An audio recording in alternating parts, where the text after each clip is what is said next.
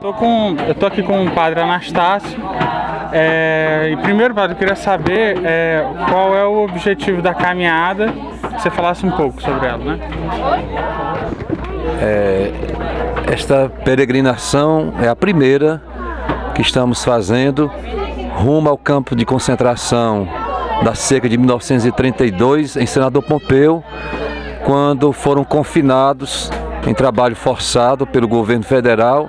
trabalhadores e trabalhadoras, famílias inteiras do semiárido cearense, num projeto no tempo da Belle Époque, em que Fortaleza e outras capitais do Brasil queriam imitar as capitais da Europa, e os pobres do sertão, os trabalhadores e trabalhadoras atingidos pela seca, iriam enfeiar a cidade de Fortaleza. Então, para evitar maiores problemas, o governo resolveu utilizar a mão de obra do homem e da mulher do sertão para construir obras federais. Dentre elas, a barragem do Patu em Senador Pompeu, que, segundo historiadores, passaram mais de 15 mil pessoas por lá. Os trens voltavam cheios de gente, que eram impedidas de descer na capital cearense, eram distribuídas nos campos de concentração, alguns mais próximos em Fortaleza, em Baturité, Senador Pompeu, Iguatu, Cariús e no Crato e no Ipu. Esses campos de concentração, as pessoas trabalhavam de sol a sol, com sede, com fome, ainda tinham as doenças devido à falta de higiene, de condições sanitárias, surto de cólera, muita gente morria e era enterrado, todos os dias eram jogadas em valas comuns. Essa caminhada, essa peregrinação de Iguatu até o campo das almas da barragem do Patu de Senador Pompeu, a gente quer fazer a memória histórica e retomar essa memória que foi abafada, que não é contada nos livros oficiais de história. Temos pesquisa da professora Kênia Rios, da Universidade Federal do Ceará, que em sua tese doutoral retomou, através do tema Campos de Concentração do Ceará, da seca de 32, e foi editado em livro pelo Museu do Ceará. Nós queremos retomar essa história horrorosa que antecedeu a Segunda Guerra Mundial, que antecedeu os campos de concentração nazista, para denunciarmos a maneira como o povo do Nordeste, os povos do semiárido foram tratados a vida toda pelo Estado, o Estado que sempre protegeu uma minoria de privilegiados e protegeu a propriedade desses privilegiados e sempre desassistiu os mais pobres. Então era essa política que havia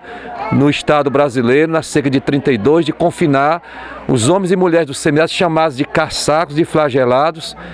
e confinados em campos de concentração, em campos de trabalho pesado.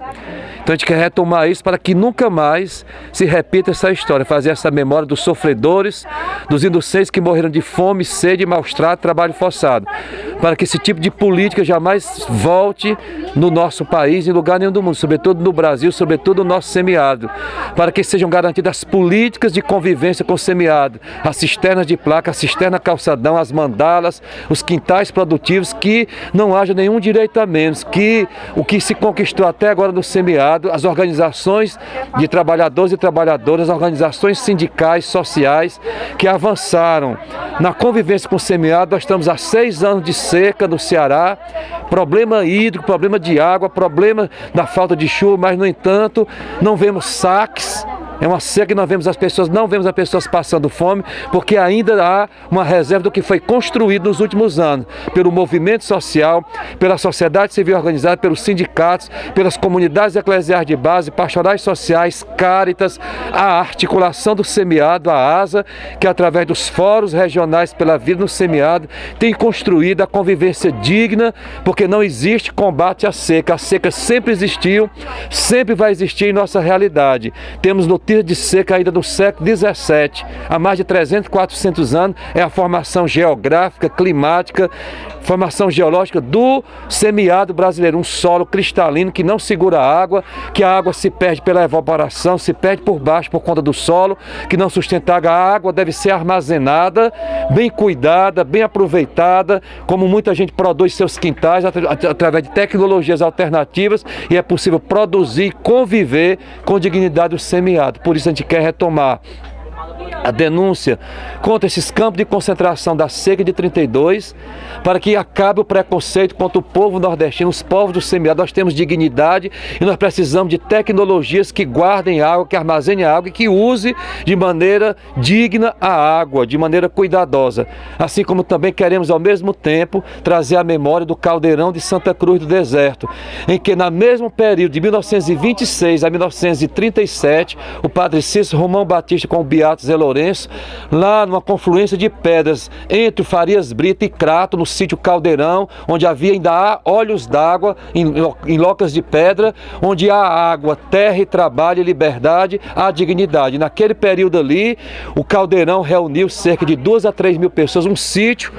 do padre Cícero que ele doou para aquele povo viver ali, sob o comando do Beato José Lourenço Gomes, um paraibano, que reuniu o arraial do Caldeirão de Santa Cruz do Deserto, movido a benditas orações ao ofício da Imaculada Conceição. As pessoas construíram casas de farinha, engenho, fruteiras, curtume, funilaria. O caldeirão era autossustentável. Havia armazéns em que se colocava tudo que era produzido, não havia pobre nem rico, todas as famílias podiam pegar o que precisava para comer, sem ninguém acumular, sem ninguém juntar riqueza, todos eram iguais. E esse caldeirão, essa experiência, da mesma forma da experiência de Canudos na Bahia, ela foi destruída.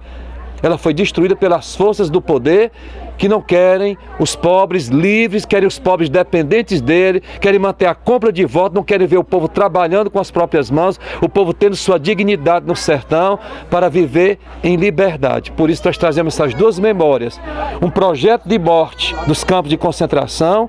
que tratava as pessoas com desumanidade, sem condições dignas, e o projeto que o padre Cícero com o Beato Zé Lourenço construíram, que é o projeto do Caldeirão, o arraial da liberdade, da fartura, do trabalho com dignidade. Então, terra, trabalho, água, liberdade. Por isso que a peregrinação